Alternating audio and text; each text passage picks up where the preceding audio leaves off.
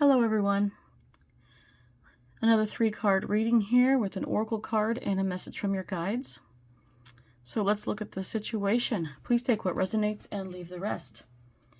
So I have the Weird World Tarot I'm using today.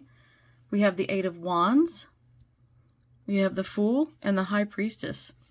2 out of 3 major arcana. That's pretty important. There's a lot of wands here, so I feel like this is more about intuition. You received a message. That's what this is. This is this energy, the 8 of Wands coming in. This is about receiving communication. I feel like the people tuning into this today, you guys are psychic. I mean, everybody's psychic. We are all born with built-in intuition, but you are the ones who lean into it, and that's why you're here. You don't go looking for it if you're not into this kind of thing. Not everybody does, and that's fine. Some people just use their basic intuition for their whole lives. But you guys know better.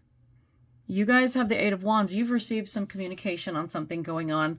And I don't know why. With the Fool card, I'm getting like, your back is turned to the past. So I feel like something's ended and, maybe you've been waiting to receive a sign, waiting to see what's next. What's the next step? And with the Fool, I feel like something ended and your back's to it. You're looking towards your future. And the Fool is, he's packed up, ready to go. You're getting ready to do something big. Maybe this is a decision that you needed to make, but he's ready to go, to move or to take a trip. Maybe he's, you might be traveling soon, moving, changing jobs, whatever it is. You need a change in your life. And I think this is whatever happened made you feel stagnant and waiting around to see if the outcome was going to improve. The situation didn't. The situation is done. It's over. And now you've received this communication. Something is urging you, pulling you towards a fresh start. And that's where the Fool comes in. He can be a fresh start. He can mean a lot of different things. So whatever ended, he's looking towards his future. He's ready to walk off into the sunset and just be happy with his dog, So even if you're going with a dog, a cat, a lizard, whatever you have, you're going to be happy. You're happier on your own, especially when you can meet your own needs and you don't need anybody else. So I feel like this is going to be solely about you moving on from whatever troubles have been bothering you. It's over now. You're back to finding your peace. He's out here looking at the sunset going, okay, what's next for me? So, and the High Priestess, that's the same thing. You receive that message and just know the High Priestess is, you have a knowing about it. You have that sense of, you just psychically know in every way. You see it, you hear it, you're getting signs everywhere. You know that it's time to move on. It's time to move forward. It's time to do something different. I mean, that's as basic as I can get. So with this, yeah, I think you received the sign it's time to move on and you're waiting for that next step. You don't. This is your confirmation. This whole reading is your confirmation. Yes, the signs and messages you got about like, hey, it's time to give up and move on. That's true. Moving somewhere else. This is your decision. So whatever you want to do with it, it's your free will choice. I'm not saying you have to do anything huge and drastic. Okay, whatever the problem is, if the problem is going to persist, if you stay in the same town or whatever it is, you might consider, moving for a breath of fresh air. Maybe a change of scenery would do you good. Or maybe you just need to take that trip. Maybe you could be completely stable and, solidified where you live and you have a nice place and you're okay. But maybe you just need to get out more. Maybe you need to get out and be amongst nature or take a trip and sightsee and just be somewhere else for a while because it just raises your vibrations and your spirit. And I think that it rejuvenates you in a way. So if you go out and rejuvenate yourself, that High Priestess is like the next step is coming. So you're going to know what to do after that.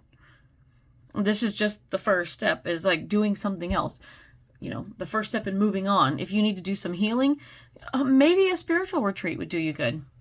Some retreat where you can connect with nature, or you can just kind of reset your circadian rhythm, get more sleep. You can feel healthier, eat different food, see different places. There's just a strong push to do that. So let me look at your oracle card. And this is with the Queen of the Moon Oracle. So you have patience. Number 36. That's okay. So yeah, it's funny because, and I gotta pick this back up. He's looking out down this valley, and you're looking kind of like in a tube here. She's looking out at the stars in the sky. It's like, hey, this is that step. You've been hidden away waiting on something, and it's not happening. So, you know, I like how there's this circular pattern going on in here. And there's also this effect of like being in a valley, you know, where you could see quite a distance. You can see that better things are up ahead if you would just move forward. So that's the saying, you know, have patience. It's not going to, you know, change overnight, but what's done is done. And you see, that balloon could be a part of like a release for you.